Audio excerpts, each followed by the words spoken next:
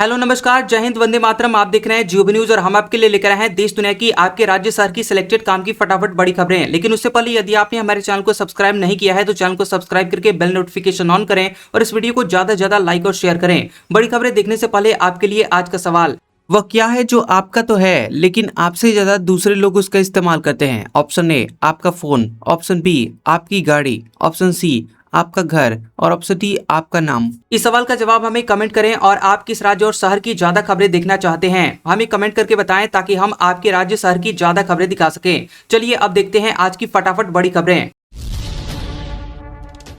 सरकार बोली चीनी जमाखोरी से महंगी हुई, इथेनॉल कारण नहीं। एक महीने में कीमत 55 रुपए पार। अक्टूबर में 10 लाख टन उत्पादन का लक्ष्य। सरकार ने उन दावों को खारिज कर दिया है जिनमें कहा गया था कि चीनी से इथेनॉल बनाने की वजह से बाजार में इसके दाम बढ़ रहे हैं। खाद्य और उपभोक्ता मंत्रालय ने कहा है कि कम उत्पादन, त्योहारी सीजन की मांग और जमाखोरी की वजह से कीमतें बढ़ी हैं। चीनी के बढ़ते हुए दाम को रोकने के लिए स्टॉक लिमिट और ड्यूटी फ्री इंपोर्ट जैसे कदम उठाए गए हैं। मंत्रालय ने कहा कि चीनी की बढ़ती हुई कीमतों को एथेनॉल बनाने में इसके इस्तेमाल से जोड़ना पूरी तरह से गलत है। पेट्रोल में मिलाने के लिए चीनी से एथेनॉल बनाने का हिस्सा 2022-23 सीजन के 12% से घटकर 2025-26 सीजन में करीब 9% रह गया है। यूपी में टैक्सी वालों की मनमानी पर लगेगी लगाम। पिकअप ना करने पर 100 रुपए तक जुर्माना लगेगा। ड्राइवर्स का 5 लाख रुपए का बीमा होगा। यूपी में अब ऐप से कैब बुक कर सफर करने वाले लोगों को मनमाने किराए और खराब सेवा से राहत मिलेगी। यूपी सरकार ने ऐप आधारित कैब, यात्री परिवहन, डिलीवरी और लॉजिस्टिक्स सेवाओं के लिए नई नियमावली लागू कर दी है। नियमावली का नाम उत्तर प्रदेश मोटरयान समूहक एवं वितरण सेवा प्रदाता 2026 है। इसके तहत किराए से लेकर ड्राइवर के सत्यापन, यात्री बीमा और शिकायतों के निपटारे तक के नियम तय किए गए हैं। सरकार ने निगरानी के लिए यूपी माई फ्लीट पोर्टल भी शुरू किया है। इस पर ग्राहकों को सुविधाएं देने वाले 2 एग्रीगेटर और उनके 3,15,218 वाहन पोर्टल पर ऑन बोर्ड हैं। अब किसी खास समय में कैब की मांग बढ़ने पर कंपनियां बेस फेयर से अधिकतम 50% तक ही किराया बढ़ा सकेंगी। यानी कि पीक टाइम या फिर ज़्यादा डिमांड के नाम पर मनमाना किराया वसूलना आसान नहीं होगा। और बुकिंग के बाद बिना उचित कारण ड्राइवर यात्री को लेने नहीं पहुंचता है तो 100 रुपये का जुर्माना लगेगा। यह राशि यात्री को अगली ट्रिप में लाभ के तौर पर देने का प्रावधान है। सर्दी जुकाम की 2 दवाइयों का कॉम्बिनेशन बच्चों के लिए बैन। 4 साल से छोटे बच्चों को खतरा, पैकेट पर वार्निंग लिखना जरूरी। केंद्र सरकार ने 4 साल से छोटे बच्चों के लिए सर्दी जुकाम की दवा को लेकर आदेश जारी किया है। सरकार के मुताबिक क्लोरफेनिरामाइन मैलेट और फिनाइलेफ्राइन हाइड्रोक्लोराइड के कॉम्बिनेशन से बनने वाली सभी दवाइयां 4 साल से छोटे बच्चों को न दी जाएं। सरकार ने दवा कंपनियों को इन दवाइयों के पैकेट, अंदर की जानकारी और प्रचार सामग्री पर साफ चेतावनी लिखने का आदेश दिया है ताकि छोटे बच्चों को इसके इस्तेमाल से होने वाले संभावित खतरे से बचाया जा सके। और दवा के पैकेट पर लिखना होगा कि 4 साल से कम उम्र के बच्चों में इसका इस्तेमाल नहीं किया जाना चाहिए। तमिलनाडु सरकार नवजात बच्चों को सोने की अंगूठी देगी। 1,28,000 अंगूठियों के लिए 220 करोड़ रुपए का बजट। टेंडर पर विपक्ष ने उठाए सवाल। तमिलनाडु सरकार ने सरकारी अस्पतालों में जन्मे नवजात बच्चों के लिए 1,28,000 सोने की अंगूठियों के वर्क ऑर्डर जारी किए हैं। इस योजना का बजट 220 करोड़ रुपए है और Tamil Nadu medical services corporation TNMSC ने देर रात जॉय लुकास और कल्याण ज्वेलर्स को ऑर्डर दिए हैं। ये अंगूठियां जून से सितंबर के बीच सरकारी अस्पतालों में जन्मे बच्चों को दी जाएंगी। ये योजना 15 सितंबर को द्रविड़ आंदोलन के नेता CN अन्नादुरई की जयंती पर शुरू की जाएगी और 22 जून को मुख्यमंत्री के जन्मदिन के बाद सरकारी अस्पतालों में इन जन्मे बच्चों को इसका लाभ मिलेगा। 1 सितंबर से इंटरनेशनल पैसेंजर्स के लिए नियम बदले। अब बोर्डिंग पास पर इमिग्रेशन की स्टैंपिंग जरूरी नहीं होगी। ई बोर्डिंग पास से ट्रैवल कर सकेंगे।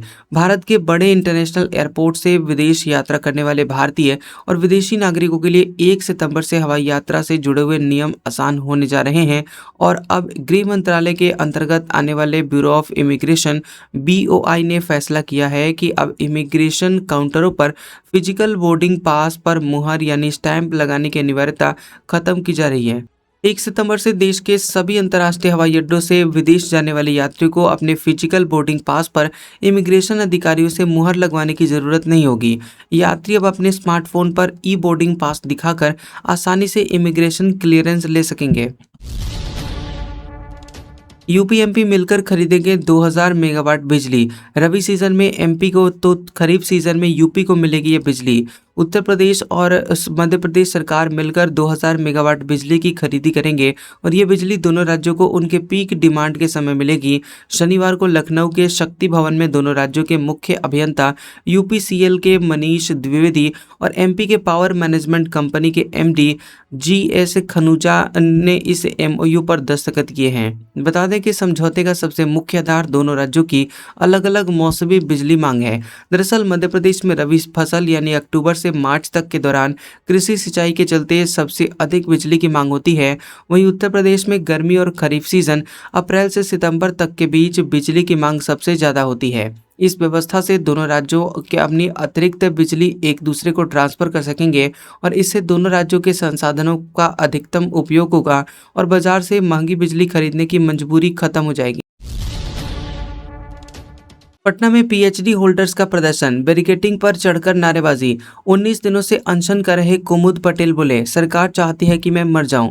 पटना में 19 दिनों से आमरण अनशन कर रहे पीएचडी होल्डर लोक भवन मार्च पर निकले और वीर कुंवर सिंह पार्क के पास आर ब्लॉक चौराहे पर प्रदर्शनकारी जुटे और सरकार के खिलाफ नारेबाजी की। प्रशासन ने इन्हें रोकने के लिए भारी संख्या में पुलिस को तैनात किया और डबल लेयर की बैरिकेडिंग की गई, जिस पर छात्र चढ़ गए। बैरिकेडिंग को तोड़कर आगे बढ़ने की कोशिश की गई। इस दौरान तनातनी की स्थिति बन गई। प्रदर्शनकारी प्रोफेसर की नियुक्ति में यूजीसी के नियमों का पालन करने, उम्र सीमा बढ़ाने और राज्य सरकार की ओर से लाए गए नए नियमों का विरोध कर रहे हैं। आंदोलन को अब नेताओं और शिक्षकों का भी समर्थन मिला है। वहीं मांगों को लेकर 19 दिनों से अनशन कर रहे कुमुद पटेल व्हीलचेयर से प्रदर्शन में पहुंचे। उनने रोते रोते कहा कि सरकार चाहती है कि मैं मर जाऊं। पंजाब में भी 20 रुपए बढ़े चीनी के दाम, अक्टूबर तक राहत नहीं, मिठाइयाँ और महंगी होंगी। 3 लाख टन घटा शुगर प्रोडक्शन, एथेनॉल भी बड़ी वजह। पंजाब में त्योहारों के सीजन से ठीक पहले चीनी ने महंगाई का झटका दिया है और 10 दिनों के अंदर चीनी के रेट 20 रुपए तक बढ़ गए हैं। जालंधर में दाम 45 रुपए प्रति किलो से सीधे 65 रुपए हो गए हैं। वहीं लुधियाना, मोहाली समेत बाकी के जगह पर 15 रुपए तक की बढ़ोतरी की गई है। एशिया की बड़ी किराना मंडियों में से एक मंडी फेंटनगंज जालंधर में चीनी होलसेलर गोपाल ने बताया कि केंद्र सरकार ने स्टॉक लिमिटेड कर दिया है और त्योहारी सीजन के चलते डिमांड ज़्यादा और सप्लाई कम होने के आसार हैं।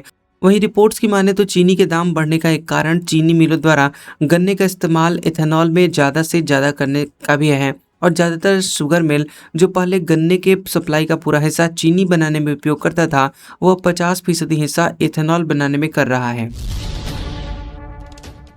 पटना छात्र आंदोलन, रोशन आनंद बोले, मेरा पूरा सपोर्ट रहेगा, सभी स्टूडेंट्स एकजुट हों। न्याय सत्याग्रह का 5वां दिन, हजारों छात्र धरना स्थल पर बैठे। बिहार शिक्षक भर्ती टीआरई 4 समेत अलग अलग प्रतियोगी परीक्षाओं की मांग को लेकर पटना के गर्दनी बाग में अभ्यर्थियों का आंदोलन जारी है। धरना स्थल पर ज्ञान बिंदु के कोचिंग संचालक शिक्षक रोशन आनंद पहुंचे। उन्होंने कहा कि छात्र हित में जो होगा मैं वो करूंगा। मैं छात्रों के समर्थन में खड़ा हूं। 2 गुटों में छात्र आंदोलन कर रहे हैं, उन्हें एक होना होगा। अपनी मांगों को लेकर छात्र नेता दिलीप और अमन कुमार को एक होना पड़ेगा। रोशन आनंद ने छात्रों से आंदोलन में अपनी भागीदारी सुनिश्चित करने की अपील की है। उन्होंने कहा कि दिलीप जी, हम आपके आगे हाथ जोड़ते हैं कि आप जहां भी हैं, जो 2 आंदोलन अलग अलग चल रहे हैं उन्हें एक कर लीजिए। इसमें आप लोगों की भलाई है और छात्रों की भी भलाई है। जब छात्र गर्दनी बाग धरना स्थल पर पहुंच रहे हैं तो वे भी भ्रमित हो रहे हैं कि हम किस आंदोलन में जाएं। दोनों आंदोलनों की मांग एक ही है। दिलीप जी, अब जहां कहीं भी हैं, हम आपका पैर पड़ते हैं। आप छात्र नेता सौरभ और अमन कुमार सब साथ होकर जाइए। सिख परिवारों का राहुल गांधी के घर के बाहर प्रदर्शन, पुतला जलाया। सिख दंगों के दोषी सज्जन को हीरो कहने पर नाराजगी। 2 दिन पहले निधन हुआ था। सिख नेताओं और 1984 के सिख विरोधी दंगों से प्रभावित परिवारों के सदस्यों ने शनिवार को 5 सोनारी बाग रोड स्थित राहुल गांधी के घर के बाहर प्रदर्शन किया। प्रदर्शनकारियों ने नारेबाजी करते हुए पुतला भी फूंका। और प्रदर्शनकारी कांग्रेस नेताओं की ओर से पूर्व पार्टी नेता सज्जन कुमार को हीरो और आदर्श बताने वाले बयान से नाराज हैं। उन्होंने कहा कि कांग्रेस को इस बयान को वापस लेकर माफी मांगनी चाहिए। सज्जन कुमार 1984 के सिख विरोधी दंगों में से जुड़े हुए एक मामले में दोषी ठहराए गए थे और दिल्ली की तिहाड़ जेल में गुरुवार को 80 साल की उम्र में निधन हो गया था। जयपुर में सीजेपी से मारपीट, 24 घंटे बाद स्कूल शिफ्ट हुआ। ग्रामीण बोले कॉकरोचों को उनकी भाषा में जवाब देंगे। रांका ने कहा दिलावर ने अपने पैरों पर कुल्हाड़ी मारी। जयपुर में कॉकरोच जनता पार्टी सीजेपी और ग्रामीणों के बीच बगरू विधानसभा क्षेत्र के राजकीय प्राथमिक स्कूल रामपुरा कंवरपुरा के निरीक्षण को लेकर विवाद हो गया था। विवाद के 24 घंटे बाद शनिवार सुबह स्कूल को 50 मीटर दूर बिल्डिंग में शिफ्ट कर दिया गया और इससे पहले शनिवार सुबह ग्रामीणों और सीजेपी ने एक दूसरे के खिलाफ जयपुर के शिवदासपुरा थाने में एफआईआर दर्ज कराई है और दोनों ने एक दूसरे पर मारपीट हुड़दंग मचाने के आरोप लगाए हैं और दोनों पक्षों ने पुलिस पर भी उन पर दबाव बनाने के आरोप लगाए हैं।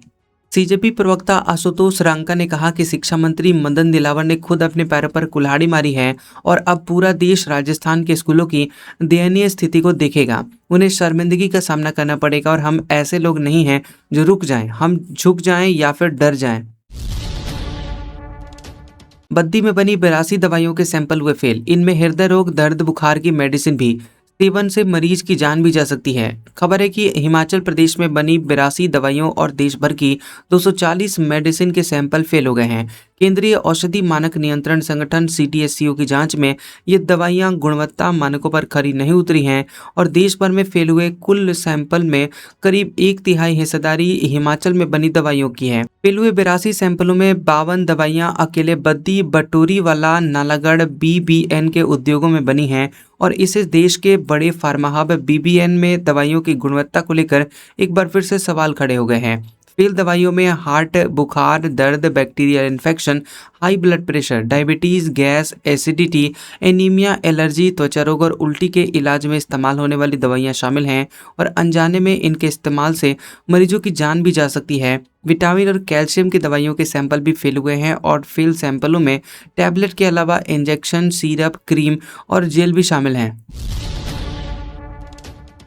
इस हफ्ते सोने चांदी के दाम में बढ़त रही। सोना 8,257 रुपये बढ़कर 1,61,000 रुपये पर पहुंचा। चांदी 12,788 रुपये महंगी होकर 2,47,000 रुपये किलो हुई। सोने चांदी के दाम में इस हफ्ते बढ़त देखने को मिली। India bullion and jewellers association IBJA के मुताबिक 10 ग्राम 24 कैरेट सोने का दाम 8,257 रुपये बढ़कर 1,61,000 रुपये हो गया है। इससे पहले ये बीते हफ्ते 14 अगस्त को 1,52,000 रुपये पर था। वहीं चांदी 2,34,000 रुपये प्रति किलो से बढ़कर 2,47,000 रुपये प्रति किलो पर पहुंच गई है। इसकी कीमत 12,788 रुपये बढ़ी है। ट्रंप ने कनाडा पर 50% टैरिफ लगाया। 3 दिन की बातचीत बेनतीजा रही। पीएम कार्नी बोले यूएस ने आखिरी समय शर्तें बदली। अमेरिका और कनाडा के बीच 3 दिन तक चली ट्रेड डील की बातचीत नाकाम रही है और इसके कारण अमेरिकी राष्ट्रपति डोनाल्ड ट्रंप ने आधी रात से कनाडा के 20 अरब डॉलर करीब 1,90,000 करोड़ रुपए के सामान पर 50% टैरिफ लागू कर दिया है। ये टैरिफ कनाडा के अमेरिका भेजे जाने वाले कुल सामान का करीब 5% है और अमेरिका और कनाडा के अधिकारियों ने वाशिंगटन डीसी में 3 दिन की बातचीत की थी, लेकिन व्यापार समझौता फाइनल नहीं हो सका और कनाडा के प्रधानमंत्री मार्क कार्नी ने कहा कि अमेरिका जितना टैरिफ लगाएगा कनाडा भी उतना ही जवाब देगा। 80 साल बाद पहली बार महिला बन सकती है यूनाइटेड नेशंस की चीफ। रेस में अभी 8 दावेदार हैं, इनमें 5 महिलाएं हैं। गुयाना की बिरकेट सबसे आगे है। यूएन के 80 साल के इतिहास में पहली बार ऐसा होगा जब कोई महिला महासचिव बन सकती है। फिलहाल इस रेस में कुल 8 दावेदार हैं, जिनमें 5 महिलाएं हैं। शुक्रवार को ही दूसरे दौर की अनौपचारिक वोटिंग के में गुयाना के कैरोलीन रोड्रिग्स बिरकेट सबसे आगे रही हैं। वहीं कोस्टा रिका की रेबेका ग्रीनपैन दूसरे नंबर पर रही हैं। संयुक्त राष्ट्र के मौजूदा महासचिव एंटोनियो गुटेरेस का दूसरा 5 साल का कार्यकाल 31 दिसंबर 2026 को खत्म होगा, इसलिए अगले महासचिव को चुनने की प्रक्रिया शुरू हो चुकी है। नेशनल टीचर्स अवार्ड 2026 का हुआ ऐलान, 48 नाम इसमें शामिल। यूपी से 3, एमपी, राजस्थान और बिहार से 2-2 टीचर्स 5 सितंबर को राष्ट्रपति पुरस्कार देंगी। केंद्र सरकार ने नेशनल टीचर्स अवार्ड 2026 का ऐलान कर दिया है। देश भर से 48 शिक्षकों को चुना गया है। इनमें केंद्रीय विद्यालय, नवोदय विद्यालय, सैनिक स्कूल, आदर्श जनजातीय स्कूल और पीएम श्री स्कूलों समेत कई संस्थाओं के शिक्षक चुने गए हैं। 48 स्कूली शिक्षकों में से 26 पुरुष, 22 महिला टीचर हैं। उत्तर प्रदेश से 3, बिहार और एमपी से 2-2 टीचर्स चुने गए हैं। राष्ट्रपति द्रौपदी मुर्मू 5 सितंबर को शिक्षकों को यह पुरस्कार देंगी और 5 सितंबर को शिक्षक दिवस के रूप में मनाया जाता है। लैंडिंग करते समय इंडिगो का विमान का पिछला हिस्सा रनवे से टकराया। 178 लोग इसमें सवार थे। पायलट ने दूसरी कोशिश में उतारा। गोरखपुर की घटना है। गोरखपुर एयरपोर्ट पर एक विमान का हादसा टल गया और इंडिगो विमान की लैंडिंग के दौरान पिछले हिस्सा यानी टेल जमीन से टकरा गया था। इसके बाद पायलट ने विमान को फिर से हवा में ले लिया। कुछ देर बाद एयर ट्रैफिक कंट्रोल एटीसी ने क्लियरेंस मिलने के बाद विमान की दोबारा लैंडिंग करवाई और यह मामला 19 अगस्त का है। दिल्ली से आ रही इंडिगो की फ्लाइट 6E2381 में क्रू मेंबर समेत 178 लोग सवार थे और विमान के उतरने के बाद नियमित जांच में पिछले हिस्से में ऑक्सिलरी पावर यूनिट एपीयू के पास खरोंच के निशान मिले हैं। विमान को अस्थायी तौर पर सेवा से हटा दिया है और फिलहाल इसकी तकनीकी जांच और मरम्मत की जा रही है। एयरपोर्ट अथॉरिटी के मुताबिक तकनीकी मंजूरी मिलने के बाद ही विमान को दोबारा से उड़ान में शामिल किया जाएगा। चीन पहुंचे भारत के 16 व्यापारी, फिर भी कारोबार बंद। नया सामान ले जाने की नहीं मिली परमिशन। गुंजी में व्यापारियों को करोड़ों का माल फंसा है। 6 साल बाद लिपुलेख दर्रे से भारत चीन सीमा व्यापार शुरू होने की उम्मीद जगी है तो सीमांत क्षेत्र के व्यापारियों ने लाखों करोड़ों रुपए का माल खरीद कर गुंजी पहुंचा दिया है, लेकिन व्यापार शुरू होते ही नई परेशानी खड़ी हो गई है। चीन ने पहले चरण में सिर्फ उन्हीं व्यापारियों को तकला कोट जाने की मंजूरी दी है जिनका सामान साल 2019 में व्यापार बंद होने के बाद वहीं रह गया था। इन 16 व्यापारियों को भी नया माल ले जाने की अनुमति नहीं मिली है और अब तकला कोट पहुंचे व्यापारी कारोबार करने की बजाय अपने पुराने सामान की स्थिति देखने और आगे की अनुमति का इंतजार कर रहे हैं। दूसरी ओर गुंजी में 50 से ज्यादा व्यापारी चीन की मंजूरी का इंतजार कर रहे हैं। चंडीगढ़ में महिलाओं को मिलेंगे फ्री में आईफोन। कारोबारी बोले रोज 5 को देंगे। पहले 500 रुपए के नोट बांट चुके हैं। पेट्रोल का लंगर नहीं लगा पाए।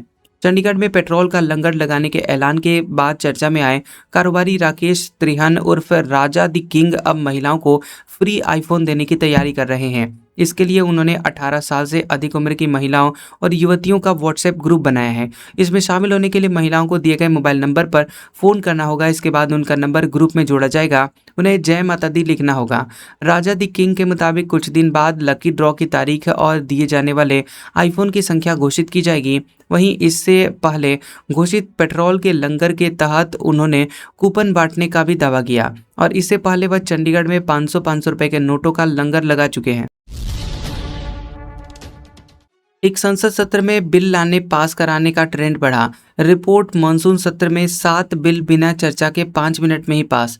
संसद में अब तक पेश किए गए आधे से ज़्यादा बिल उसी सत्र के दौरान 2 सदनों के से पास हो गए हैं और ये डेटा PRS लेजिस्लेटिव रिसर्च ने जारी किया है। संस्था ने सेशन वाइज डेटा के मुताबिक पिछले 1 साल में बिल पेश करने और उन्हें पास कराने का ट्रेंड तेजी से बढ़ा है और PRS के सेशन वाइज डेटा के एनालिसिस के मुताबिक 18वीं लोकसभा के गठन के बाद से पेश किए गए 64 बिलों में से 34 यानी कि 53% उसी सत्र में दोनों सदनों से पास हो गए हैं जिनमें उन्हें पेश किया गया था। 16वीं लोकसभा में 189 में से 63 बिल यानी 33% उसी सत्र से पास हुए थे। 17वीं लोकसभा में यह आंकड़ा करीब दोगुना होकर 62% हो गया था और उस दौरान पेश किए गए 190 बिलों में से 117 उसी सत्र में पास हुए थे। रूस से 5वीं पीढ़ी के सुखोई 57 ले सकता है भारत। 100+ सुखोई 30 MKI अपग्रेड होंगे। पुतिन के दौरे में डिफेंस डील संभव। रूस के राष्ट्रपति व्लादिमीर पुतिन 12-13 सितंबर को दिल्ली में होने वाले ब्रिक्स शिखर सम्मेलन में शामिल होने के लिए भारत आएंगे। इस दौरान भारत और रूस के बीच रक्षा सहयोग से जुड़े हुए 2 बड़े प्रस्तावों पर चर्चा हो रही है और वहीं पहला प्रस्ताव 100 से ज़्यादा सुखोई 30 MKI फाइटर जेट को रूसी तकनीकी मदद से अपग्रेड करने का है। इसमें इंजन, इलेक्ट्रॉनिक सिस्टम और हथियारों की क्षमता बढ़ाई जा सकती है, जिससे विमानों की ताकत और मारक क्षमता बढ़ेगी। फिलहाल भारत 63,000 करोड़ रुपए में 84 सुखोई 30 MKI को सुपर सुखोई बना रहा है। रूस 5वीं पीढ़ी का सुखोई Su-57 स्टेल्थ फाइटर भी भारत को देने की कोशिश कर रहा है और इसके साथ ही भारत में ज्वाइंट प्रोडक्शन और टेक्नोलॉजी देने का भी प्रस्ताव रखा जा सकता है। चीनी 70 रुपए किलो पहुंची। खरगे बोले ये कैसा आत्मनिर्भर भारत है, 3 महीने में 40% महंगी हो चुकी। सरकार का बयान, एथेनॉल बनाने से नहीं बढ़ रहे हैं इसके दाम। कांग्रेस अध्यक्ष मल्लिकार्जुन खड़गे ने चीनी की बढ़ती हुई कीमतों और स्टॉक पर सरकार से 3 सवाल पूछे हैं। उन्होंने पूछा कि यह कैसा आत्मनिर्भर भारत है जहां विदेशों से चीनी आयात की जा रही है और दूसरी तरफ गन्ने को पेट्रोल में मिलाने के लिए एथेनॉल में झोंका जा रहा है। हालांकि केंद्र सरकार ने चीनी की कीमत बढ़ती हुई कीमतों के लिए एथेनॉल उत्पादन को जिम्मेदार मानने से इनकार कर दिया है। देश में कई शहरों में चीनी की कीमत 70 रुपये प्रति किलो तक पहुंच गई है और इस पिछले 3 महीनों में इसके दाम करीब 40% यानी 19 रुपये प्रति किलो तक बढ़ गए हैं। कीमत कम करने के लिए केंद्र ने 31 अक्टूबर तक 10 लाख टन रॉ शुगर बिना ड्यूटी के आयात करने की मंजूरी दी है। राहुल गांधी बोले, मनुस्मृति कहती है लड़की पिता पति बच्चों की संपत्ति। ये शर्मनाक, महिलाओं को आज़ाद होना चाहिए, वे किसी पर आश्रित नहीं हैं। राहुल गांधी ने छात्रों की गूंज कार्यक्रम में कहा कि देश की लड़कियों का आज़ाद होना जरूरी है। पिता पति और बेटे से आपका रिश्ता है, लेकिन आपकी पहचान उनसे नहीं है। उन्होंने कहा कि आज मैं राजनीति की बात करने नहीं आया, आज आपको मौका दूंगा। आप आज बोलें, आप क्या सोचते हैं, आप क्या चाहते हैं। हम आपके विचारों को आपसे ही साझा करेंगे और उस पर चर्चा करेंगे। इस कार्यक्रम में सिर्फ छात्राएं शामिल हो रही हैं। उन्होंने राहुल के नारे लगाए। पुलिस ने इस कार्यक्रम के लिए 30 शर्तों के साथ परमिशन दी है और इससे पहले उन्होंने कोटा में 17 जून, देहरादून में 17 जुलाई और प्रयागराज में 8 अगस्त को छात्रों से बातचीत की थी। इस दौरान राहुल गांधी ने पेपर लीक और देश की शिक्षा व्यवस्था में सुधार जैसे मुद्दे उठाए थे। बीजेपी ने जेएनजी से जुड़ने के लिए टीम बनाई। नितिन नवीन, स्मृति तावड़े शामिल। कांग्रेस के पूरा वंदे मातरम न गाने के खिलाफ प्रस्ताव हुआ पास। बीजेपी ने जेएनजी यानी कि युवा वोटर से जुड़ने के लिए खास टीम बनाई है और इसमें भाजपा अध्यक्ष नितिन नवीन, राष्ट्रीय महासचिव स्मृति ईरानी और विनोद तावड़े के साथ ही गुजरात के मंत्री हर्ष सांघवी और छत्तीसगढ़ के मंत्री ओपी चौधरी शामिल हैं। वहीं दिल्ली स्थित भाजपा मुख्यालय में नितिन नवीन की अध्यक्षता में 65 सदस्यीय नई राष्ट्रीय टीम की पहली बैठक हुई है। वंदे मातरम को लेकर कांग्रेस के फैसले के खिलाफ प्रस्ताव पास किया गया है। भाजपा ने कांग्रेस के कार्यक्रमों में राष्ट्रगीत में केवल 2 पैरा गाने के फैसले की भी निंदा की है। 2030 तक बिहार में चालू होंगे 13 एयरपोर्ट। गोपालगंज किशनगंज से सीधे दिल्ली मुंबई की फ्लाइट। बता दें कि केंद्र सरकार की मदद से सम्राट सरकार बिहार के छोटे छोटे शहरों को एयर कनेक्टिविटी से जोड़ रही है। 2030 तक बिहार में 13 एयरपोर्ट काम करने लगेंगे और यहां से आपको दिल्ली मुंबई जैसे बड़े शहरों के लिए फ्लाइट मिलेगी। गोपालगंज और किशनगंज से फ्लाइट के लिए पटना या बागडोगरा नहीं जाना पड़ेगा। बिहार में अभी 4 एयरपोर्ट पटना, गया, दरभंगा और पूर्णिया काम कर रहे हैं और पहले चरण में 6 शहरों में एयरपोर्ट विकसित करने की योजना है। इसके बाद दूसरे चरण में गोपालगंज, किशनगंज और सोनपुर में एयरपोर्ट तैयार किया जाएगा। भोपाल में 10,000 बाइक टैक्सी, सिर्फ 200-300 कमर्शियल। ओला रैपिडो पर आरटीओ का एक्शन, प्राइवेट नंबर की बाइक पर लगेगा ब्रेक। भोपाल में ओला और रैपिडो जैसी कंपनियों की बाइक टैक्सी सेवा पर असर पड़ सकता है। परिवहन विभाग ने टैक्सी यूनियनों की मांग के बाद एग्रीगेटर प्लेटफॉर्म पर चल रहे गैर कमर्शियल वाहनों के खिलाफ कार्रवाई के संकेत दिए हैं और आरटीओ जितेंद्र शर्मा ने स्पष्ट किया है कि एग्रीगेटर प्लेटफॉर्म पर केवल कमर्शियल वाहन ही चलाए जा सकते हैं और यदि कोई प्राइवेट नंबर का वाहन यात्रियों को किराए पर ले जाते हुए मिला तो उसके खिलाफ कार्रवाई की जाएगी। शहर में ओला रैपिडो जैसी सेवाओं के जरिए 10,000 से अधिक बाइक के टैक्सी के रूप में इस्तेमाल होने का दावा किया जा रहा है। हालांकि परिवहन विभाग के मुताबिक भोपाल में कमर्शियल नंबर वाली बाइक की संख्या करीब 200-300 के बीच ही है। आरपीएससी की भर्ती परीक्षाओं में खाली नहीं रहेंगी सीटें, पैटर्न में बदलाव की तैयारी। पेपर की समीक्षा करेगी कमेटी, 31 अगस्त तक देगी रिपोर्ट। भर्ती परीक्षाओं में कैंडिडेट्स के न्यूनतम नंबर नहीं आने पर राजस्थान लोक सेवा आयोग मैनेजमेंट गंभीर है। आयोग के अध्यक्ष लेफ्टिनेंट कर्नल केसरी सिंह ने इसके लिए एक स्पेशल इंटरनल कमेटी का गठन किया है।